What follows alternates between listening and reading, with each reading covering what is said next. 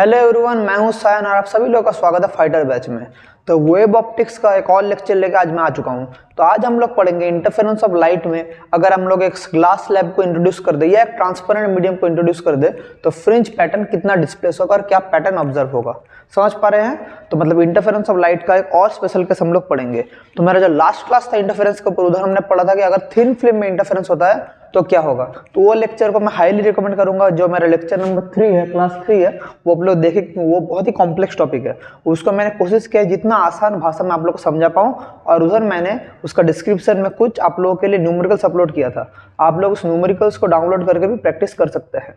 ठीक है, आज दूसरी टॉपिक में आगे बढ़ते हुए हम लोग पढ़ेंगे displacement of fringes due to thin glass plate या स्लैब। इसका मतलब क्या है? अगर हम लोग यंग्स डबल स्लिट एक्सपेरिमेंट में एक ग्लास स्लैब या एक हमारा ट्रांसपेरेंट मीडियम दे दे तो हमारा जो फ्रिंज पैटर्न है वो क्या चेंज होगा। मतलब क्या है, देखिए आप लोगों को मैं समझा रहा हूँ ये जो चीज़ है पूरा फिनोमेना है क्या। सो ये वाला हमारा एक यंग्स डबल स्लिट एक्सपेरिमेंट का अरेंजमेंट है। इसको और थोड़ा दूर में अगर बनाऊँ, ये एक अरेंजमेंट है। एक लाइटर यहाँ से यहाँ जाता है, एक यहाँ से यहाँ। आप सभी लोग को पता है ये वाला अरेंजमेंट, आप सब लोग फैमिलियर है। ये वाला एक अरेंजमेंट है P, इस पॉइंट को C बोलते हैं, इसको O बोलते हैं। ये वाला डिस्टेंस को क्या बोलते हैं? X। ये वाला डिस्टेंस को क्या बोलते हैं? D। और ये डिस्टेंस को क्या बोलते हैं? ये डिस्टेंस को हम लोग बोलते हैं स्मॉल d। ये वाला आप सभी लोगों को पता है। ये वाला मैं बाहरी बना रहा हूं इसको। ये वाला डिस्टेंस को हम लोग बोलते हैं स्मॉल d। ठीक है, और ये यहाँ से अगर मैं ये लाइन बनाऊं एक, तो आप सभी लोगों को पता है मैं क्या बना रहा हूं। तो ये डिस्टेंस हो जाता है मेरा x माइनस d/2, और यहाँ से ये डिस्टेंस होता है x प्लस d/2। ये तो यंग्स डबल स्लिट एक्सपेरिमेंट का अरेंजमेंट है। यहाँ पर मैंने क्या किया कि अगर हम यहाँ पर एक ग्लास स्लैब या कोई भी एक ट्रांसपेरेंट मीडियम रख दें तो लाइट जब पास करेगा इसका थ्रू तो फ्रिंज पैटर्न का क्या ऑब्जर्व होगा। तो ये जो ग्लास स्लैब है इसका थिकनेस है T, और इसका रिफ्रैक्टिव इंडेक्स है म्यू। बाहर का तो रिफ्रैक्टिव इंडेक्स 1 है, क्योंकि बाहर क्या है? एयर है। लेकिन अंदर एक ग्लास स्लैब है, उस ग्लास स्लैब या कोई भी रिफ्रैक्टिव इंडेक्स का मीडियम हो सकता है जिसका रिफ्रैक्टिव इंडेक्स है mu. So a glass slab भी हो सकता है और एक ट्रांसपेरेंट मीडियम भी हो सकता है, कुछ भी हो सकता है। Transparent medium of refractive index mu is introduced, या मैं लिख सकता हूं placed in one of the paths of Young's double slit experiment. ठीक है, ये हमारा पूरा अरेंजमेंट है। अभी अगर ये ग्लास स्लैब इधर आ चुका है तो हमारा जो फ्रिंज पैटर्न है कितना डिस्प्लेस करेगा, यही मुझे निकालना है। तो सबसे पहले अगर मैं देखूं S1 से P में कितना ऑप्टिकल पाथ मतलब लाइट कितना ट्रैवल कर रहा है, तो सबसे पहले हम लोग वो निकालेंगे। तो firstly optical path from S1 to P। Optical path from S1 to P क्या होगा देखिए। तो सबसे पहले ऑप्टिकल पाथ क्या है? S1 से P, यहां से यहां जाएगा, माइनस ये T थिकनेस वाला ग्लास होगा, क्योंकि यहां तक एयर है, यहां तक ग्लास है, तो लाइट यहां से गया। लेकिन इसका अंदर से जब लाइट जाएगा तब ग्लास के अंदर से जाएगा, तो एयर में कितना गया? That is S1P minus T in air plus क्या है? ये जो थिकनेस है प्लस T इन ग्लास, जो मैंने थिन फिल्म में पिछले दिन बताया था। ऐसे हम लोग करते हैं, ये वाला एयर में है और ये वाला ग्लास में है। सो इसका मतलब क्या है? S1P माइनस T, एयर का रिफ्रैक्टिव इंडेक्स 1 है, प्लस T इसका इन एयर। देखिए इन एयर अगर हम लोग रिफ्रैक्टिव इंडेक्स का मल्टीप्लाई कर दे so mu into t in air निकल जाएगा ना, mu into t into air. कि ऑप्टिकल पाथ जब भी हम लोग किसी रिफ्रैक्टिव इंडेक्स का मीडियम में करते हैं, एक पॉइंट जान के रखिए, optical path in a medium, ये जो एक फॉर्मूला है सभी लोगों को पता है, मीडियम ऑफ रिफ्रैक्टिव इंडेक्स अगर किसी का म्यू होता है तो उसका ऑप्टिकल पाथ क्या होता है? उसका जो थिकनेस होता है उसके साथ रिफ्रैक्टिव इंडेक्स मल्टीप्लाई हो जाता है। किसी भी मीडियम का अगर रिफ्रैक्टिव इंडेक्स म्यू है, उसका अंदर जो ऑप्टिकल पाथ होता है, जो उसका थिकनेस होता है, इनटू म्यू। तो ये भी थिकनेस इंटू म्यू ये वाला हो गया। तो ओवरऑल कितना होगा जब मैं दोनों को कंबाइन करूंगा, S1P plus mu minus 1 into T, ये वाला optical path from S1 to P हुआ। अभी हमारा टोटल पाथ डिफरेंस क्या होता है, सो अभी ओवरऑल मेरा S1P का जो टोटल डिस्टेंस है ये वाला इतना आ चुका है S1P। अभी हम लोग देखेंगे टोटल पाथ डिफरेंस क्या होगा। तो देयरफॉर टोटल पाथ डिफरेंस क्या होता है, हम सभी लोगों को YDAC मतलब Young's double slit experiment already करे थे, वहाँ पर हम टोटल पाथ डिफरेंस का फॉर्मूला क्या बोले थे कि S2P मतलब ऑप्टिकल पाथ दोनों का माइनस होगा, optical path of S2P minus S1P, दोनों का ऑप्टिकल पाथ माइनस होगा। सो इसका मतलब क्या, S2P S1P का ऑप्टिकल पाथ का ये पूरा minus S1P minus mu minus 1 into t. So यहाँ पर क्या आ जाएगा, S2P minus S1P minus mu minus 1 into T, ये है हमारा टोटल पाथ डिफरेंस। अभी देखिए ये वाला पहले लिखना है तो लिख लीजिए। अभी देखिए हमारे पास एक वैल्यू है H2P माइनस S1P, ये वैल्यू मैंने आप लोगों को जब पहला लेक्चर लिया था यंग्स डबल स्लिट एक्सपेरिमेंट में, यहाँ पर एक नॉर्मल ड्रॉ करके याद कीजिए, यहाँ पर हमने एक नॉर्मल ड्रॉ किया था, यहाँ पर एक हमने नॉर्मल ड्रॉ किया था, फिर हमने ये जो डिस्टेंस है इसको हमने क्या बोला था, पाथ डिफरेंस। सो जो H2P माइनस S1P वहाँ से हमारा जो फॉर्मूला निकला था वो क्या याद कीजिए, x D by capital D एक फॉर्मूला था ना, वही फॉर्मूला हम लोग इधर निकालेंगे। हमें पता है कि वी ऑलरेडी नो दैट, क्या पता है हमें, देखिए ये ऑलरेडी हमने पता है। अगर आप लोग नहीं समझ पा रहे, जो मेरा लेक्चर नंबर 2 है वहाँ पर आप लोग को मिल जाएगा, ये हमने ऑलरेडी निकाले हैं। We know that H2P minus S1P क्या होता है, H2P माइनस S1P क्या होता है, बोलिए क्या होता है, H2P minus S1P equals to, बोलिए ये वाला वैल्यू हमें ऑलरेडी पता है। अगर नहीं पता कैसा हुआ, सी क्लास 2 सेकेंड क्लास में मैंने वहाँ पर बताया था, इसी वीडियो का डिस्क्रिप्शन में लिंक दिया है सब क्लासेस का, वहाँ पर आप लोग देख सकते हैं। H2 minus S1P X D by D. So हम लोग इक्वेशन 1 से लिख सकते हैं, डेल्टा वाई क्या हो जाएगा, x D by capital D minus mu minus 1 into T, यही होगा mu minus 1 into T. This is equation number 2। ये वाला हमारा आ चुका है क्या, ये वाला आ चुका है हमारा टोटल पाथ डिफरेंस। सो देखिए पाथ डिफरेंस तो ये वाला आ गया। तो यहां से अगर मैं बोलूं कि मेरा ये जो फ्रिंज है कितना डिस्प्लेस हुआ, तो क्लियरली देख पा रहे हैं, पहले मेरा यहाँ पर पोजीशन था, अभी यहाँ पर आ चुका है। तो फ्रिंज कितना डिस्प्लेस होता है, displaced by mu minus 1 into T हमारा फ्रिंज डिस्प्लेस होगा। सो वो हम लोग बाद में निकालेंगे फिर से, पहले हम डार्क फ्रिंज और ब्राइट फ्रिंज के कंडीशन निकाले थे, फिर हम लोग डिस्प्लेसमेंट का भी निकालेंगे। तो सबसे पहले केस 1 जो कि ब्राइट फ्रिंज या कॉन्स्ट्रक्टिव इंटरफेरेंस के लिए क्या होता है, कॉन्स्ट्रक्टिव इंटरफेरेंस या ब्राइट फ्रिंज के लिए जो कंडीशन होता है वो देख लेते हैं क्या होता है। ब्राइट फ्रिंज के लिए देखो सबसे पहले हमें क्या पता है ब्राइट फ्रिंज के लिए कि डेल्टा वाई इक्वल्स टू क्या होता है, एन लैम्डा। तो यहाँ से X D by D minus mu minus 1 into T equals to N lambda. तो यहाँ से हमारे पास जो एक्स डी बाई डी होगा ये क्या होगा, n lambda plus mu minus 1 into t, या X equals to D by D n lambda plus mu minus 1 into t. इसको एक सफिक्स में एन बोल सकते हैं, नो प्रॉब्लम। सिमिलरली अगर मैं एक्स एन प्लस 1 निकालूँ तो क्या हो जाएगा, D by D N plus 1 into lambda plus mu minus 1 into T, यही होगा ना। X N plus 1, X N ये वाला है, एक्स एन प्लस 1 वो वाला है, तो दोनों को माइनस करेंगे फ्रिंज विथ आ जाएगा। So therefore fringe width beta क्या आएगा, X N plus 1 minus X N, यही वाला आएगा। दोनों को माइनस करना, देखना जो हमें पता है फ्रिंज विथ का फॉर्मूला वही आ जाएगा, मतलब डी लैम्डा बाई डी। मतलब हमारा जब एक ग्लास स्लैब इंट्रोड्यूस करते हैं तो हमारा फ्रिंज विथ का कोई भी चेंज नहीं होता है। ब्राइट फ्रिंज में देख लिए, फिर हम लोग डार्क फ्रिंज में भी देखेंगे। तो यहाँ से हमें क्या मिल रहा है, जब भी एक ग्लास स्लैब इंट्रोड्यूस हो रहा है तो फ्रिंज विथ हमारा कोई भी चेंज नहीं हो रहा है, लेकिन फ्रिंज हमारा डिस्प्लेस कर जाएगा। ये बात आप लोग को समझना पड़ेगा कि हमारा फ्रिंज विथ हमारा चेंज नहीं हो रहा है। सिमिलरली अगर यही चीज़ हम लोग डार्क फ्रिंज के लिए करें, पहले ये वाला लिखना है तो लिख लीजिए, फिर हम लोग सिमिलर चीज़ अगर डार्क फ्रिंज के लिए करते हैं तो उधर भी हमारा सेम कंडीशन निकलेगा। ये चीज़ आपको याद रखना पड़ेगा। केस नंबर 2, कॉन्स्ट्रक्टिव का जगह अगर हम लोग डिस्ट्रक्टिव करें और ब्राइट का जगह डार्क करें, ये वाला अगर डिस्ट्रक्टिव हो जाएगा और ये वाला अगर डार्क फ्रिंज हो जाएगा तो क्या होगा। तो डिस्ट्रक्टिव या डार्क फ्रिंज के लिए क्या कंडीशन है, delta Y equals to 2n plus 1 lambda by 2। मैंने बोला था प्लस माइनस दोनों कुछ भी ले सकते हैं, तो प्लस माइनस लैम्डा बाई 2। तो हम लोग क्या लिख सकते हैं, X D by D minus mu minus 1 into T equals to 2n plus 1 lambda by 2।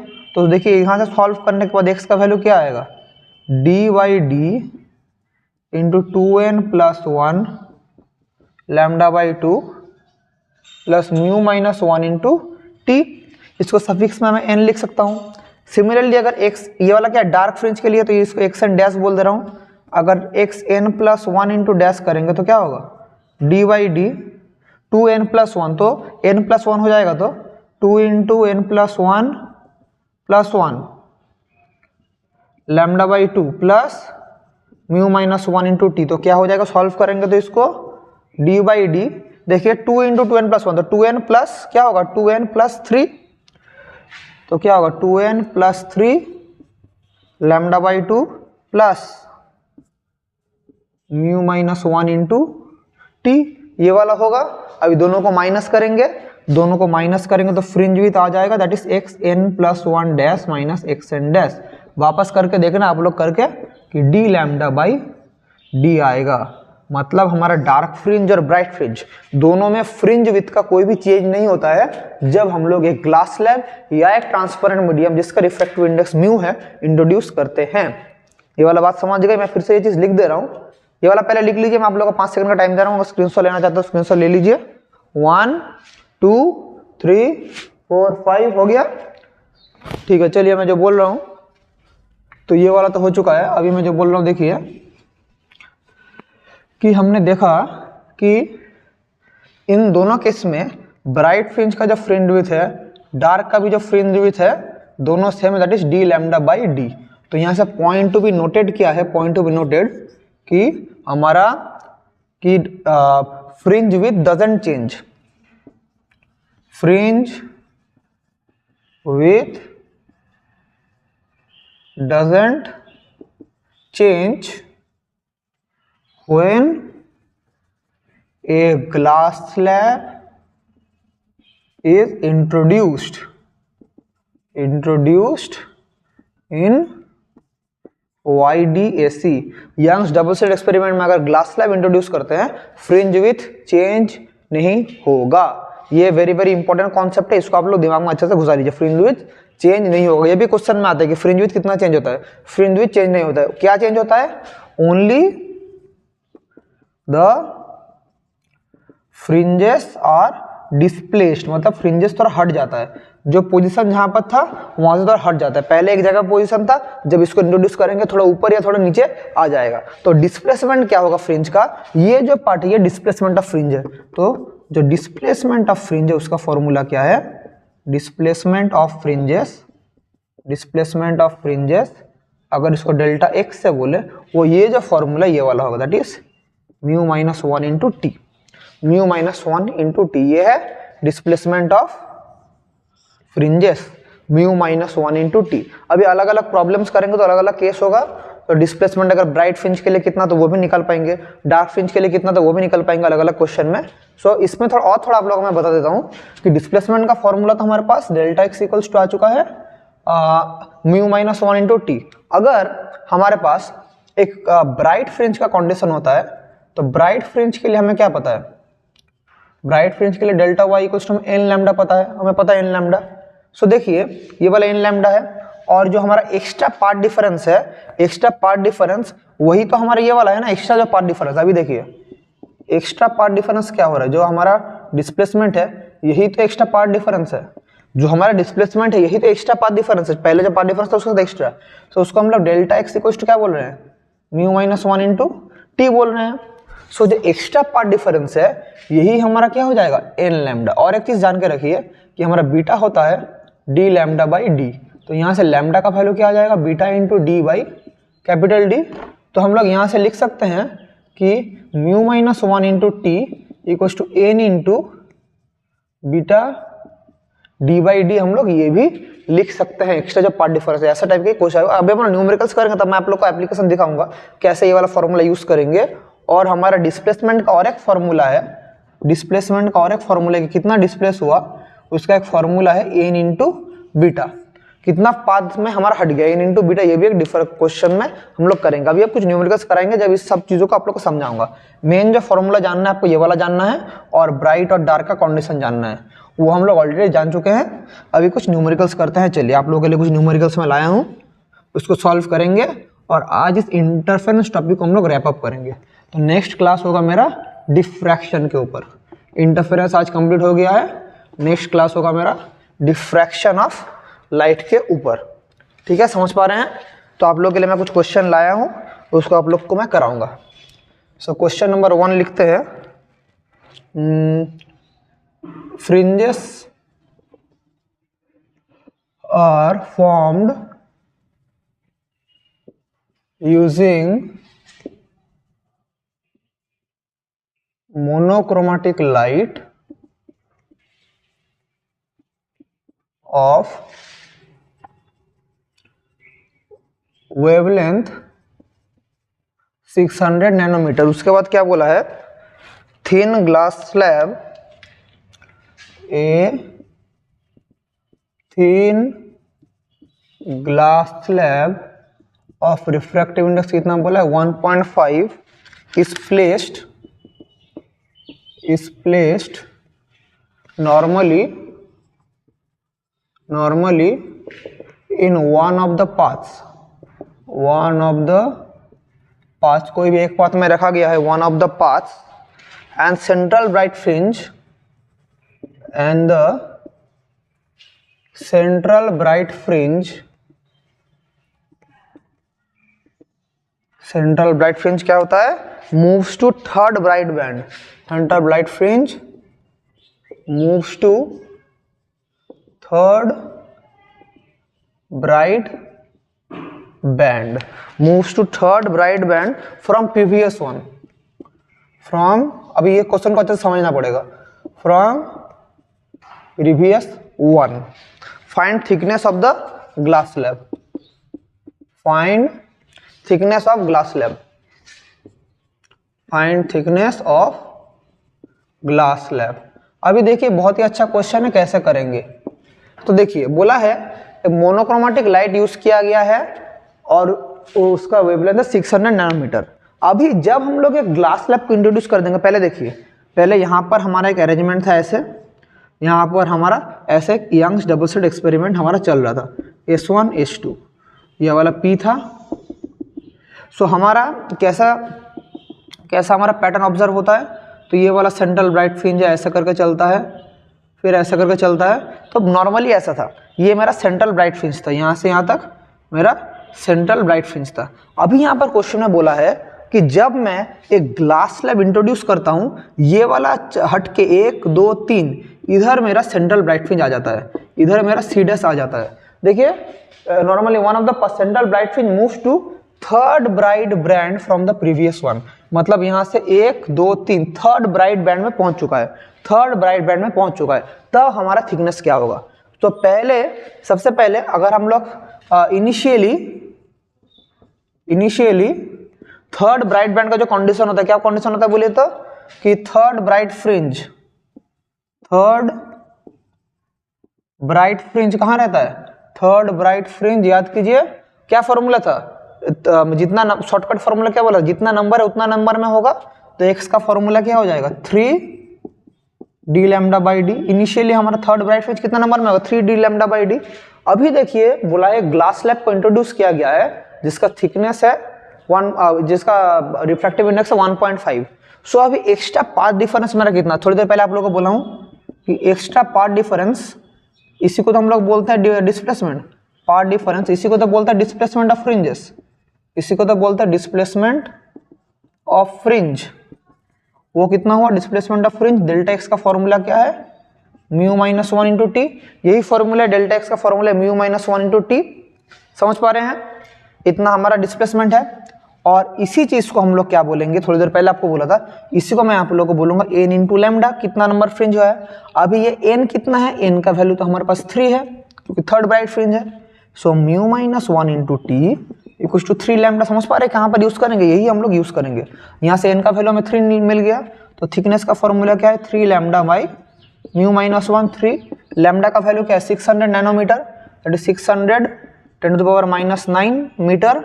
Mu का वैल्यू क्या है 1.5 minus 1, that is 3 into 600 10⁻⁹ 0.5। So 5 into 12 जो 60 120, 0.5 तो एक जीरो बढ़ जाएगा। सो क्या होगा 3 12 जो 36 इंटू 10⁻⁷ मीटर। तो हमारा थिकनेस कितना आ चुका है 36 इंटू 10⁻⁷ मीटर या 0.36 नैनोमीटर। सॉरी इसको अगर मैं दो जीरो इधर ऐड कर दूं, मतलब और भी हम लोग थोड़ा इंट्रोड्यूस कर दे, दैट इज इसको लिख सकते हैं 3600 नैनोमीटर। इसको हम लोग ऐसे लिख सकते हैं।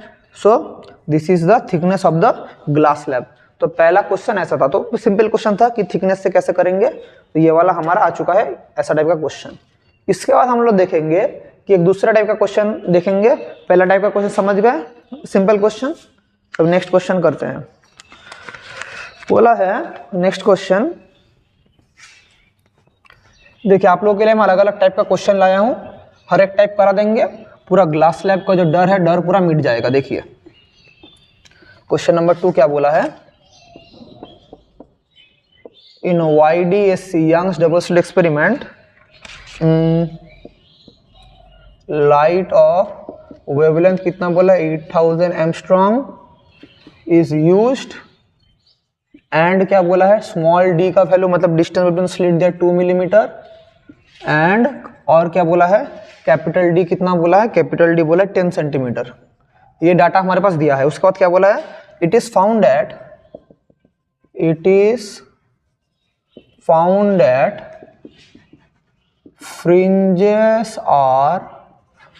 fringes are shifted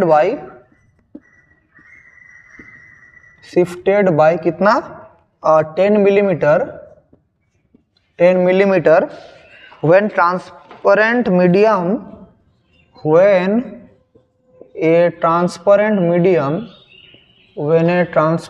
medium of refractive index कितना बोला है 1 point transparent medium of thickness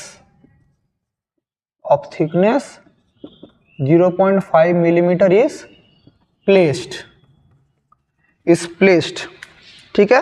what is refractive index of medium, एक दूसरा टाइप का क्वेश्चन है, what is refractive index of medium. तो ये भी एक बहुत अच्छा क्वेश्चन है कि हमारे पास दिया है यंग्स डबल स्लिट एक्सपेरिमेंट का सब अरेंजमेंट दिया है, थिकनेस दिया है और कितना शिफ्ट हुआ है ये दिया है।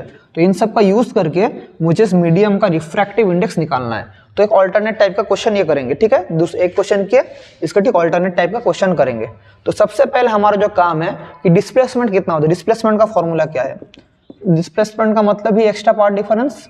तो डिस्प्लेसमेंट का फॉर्मूला क्या है, delta X equals to mu minus 1 into T. ये सबसे पहले मेरा डिस्प्लेसमेंट का फॉर्मूला है। ठीक है, अभी देखिए हमारे पास क्या पता है हमें कि म्यू माइनस 1 इंटू टी, और अगर मेरा शिफ्ट उतना हुआ है तो मतलब ये क्या, यही है एन लैम्डा के बराबर। लास्ट वाला जो प्रॉब्लम किया इसी का मतलब है एन लैम्डा।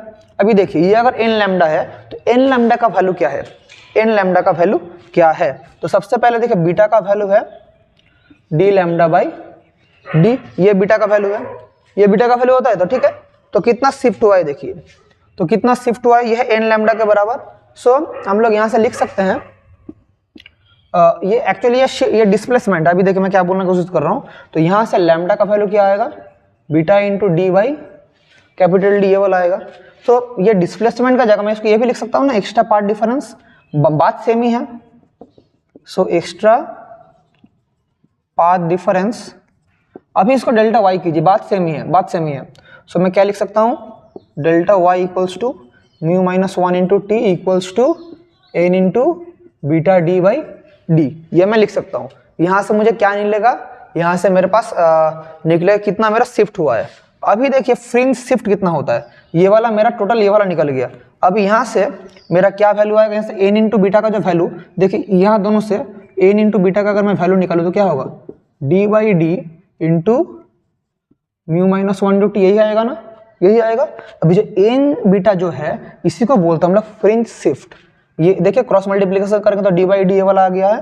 तो अभी हमारा जो फ्रिंज शिफ्ट होगा, जो हमारा फ्रिंज शिफ्ट होता है उसका वैल्यू क्या होता है, उसका वैल्यू होता है एन इंटू बीटा, वही क्या आया D by D into mu minus 1 into T. और ये फ्रिंज शिफ्ट का वैल्यू कितना दिया है, thickness medium shifted by 10 millimetre, इसका वैल्यू 10 मिलीमीटर दिया है।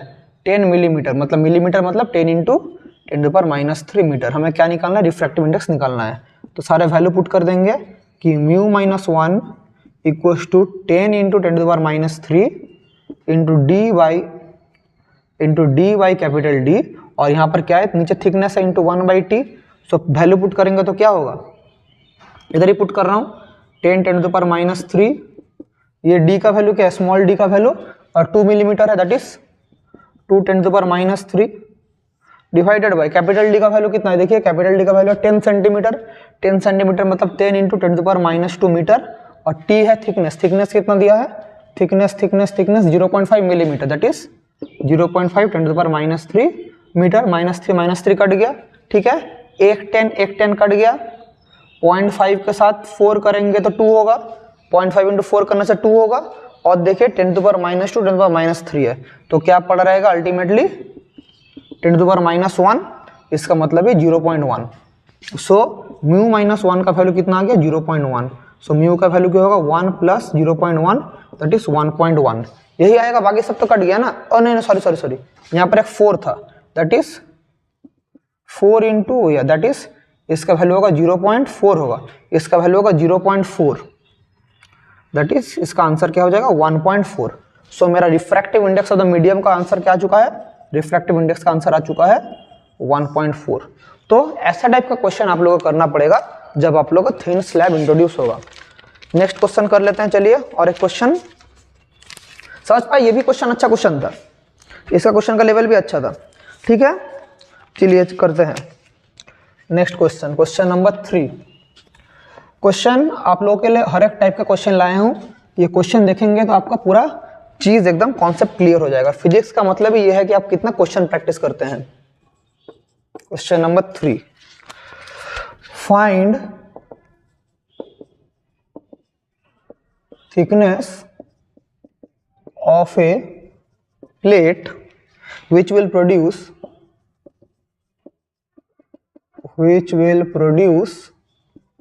क्या, produce change in optical path, change in optical path equal to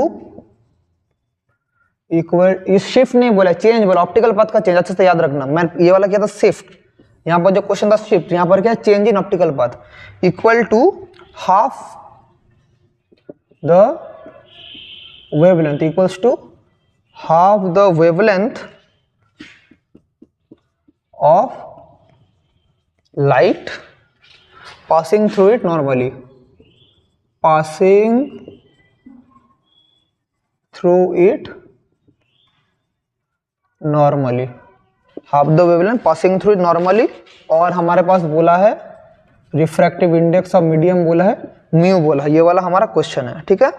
अब देखिए कैसे होगा, ये क्वेश्चन दिया है, सो देख लीजिए क्या होगा। So thickness of plate produce change in optical path equals to half the wavelength.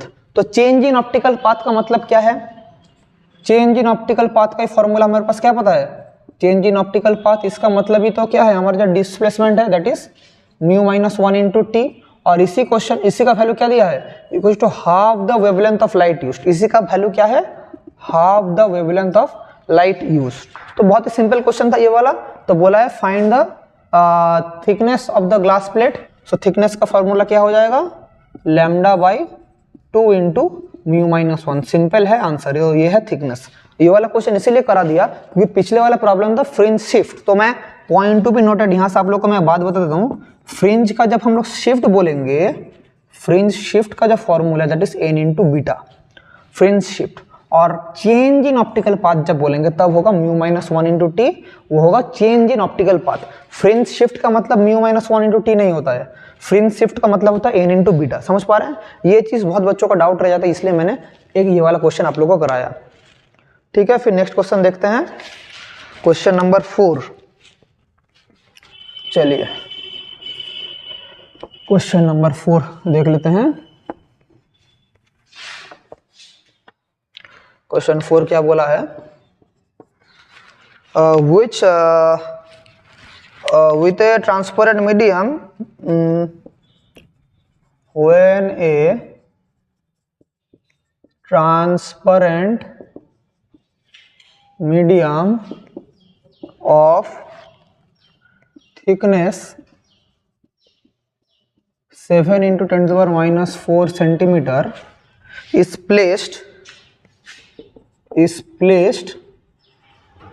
the central bright fringe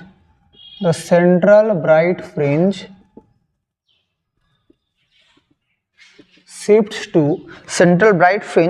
to sixth bright fringe। मतलब जो सेंट्रल ब्राइट फ्रिंज कहाँ चल गया, sixth bright fringe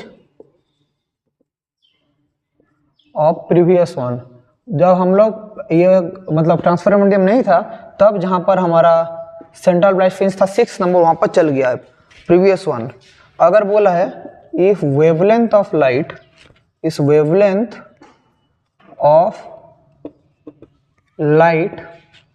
B 6 into 10 to the power minus 5 centimetre, find refractive index of the medium.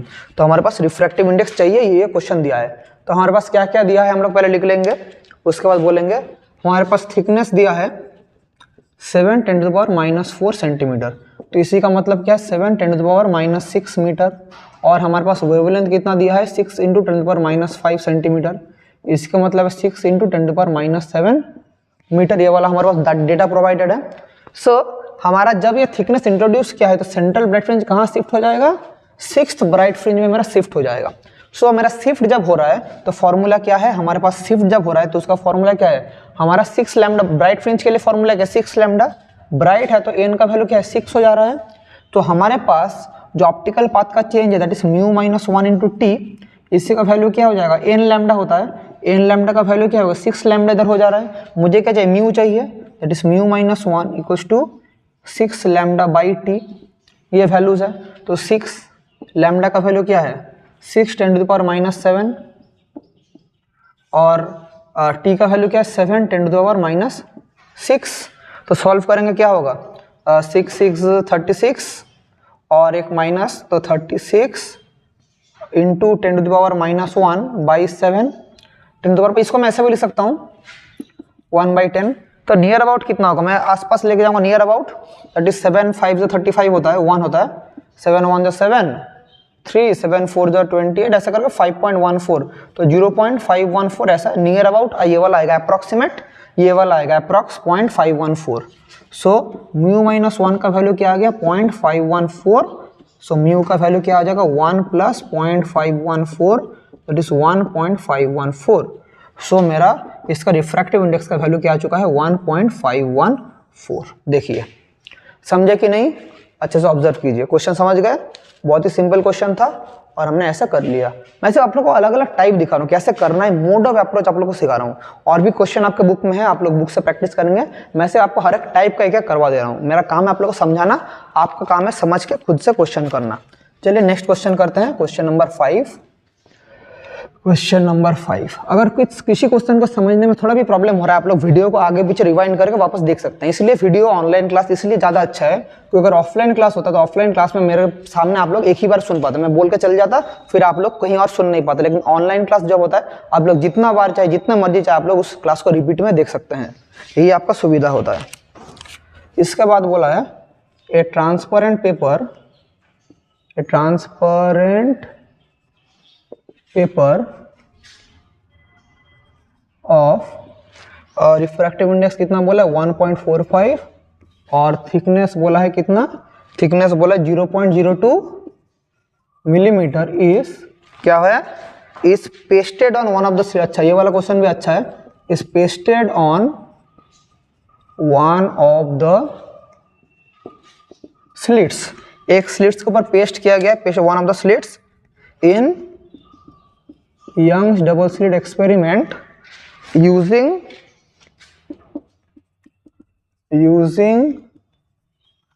Light of wavelength कितना 600 nanometre. How many fringes,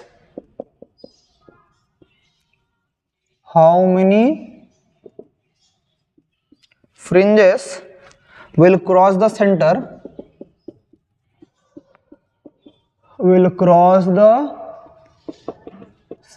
if paper is removed,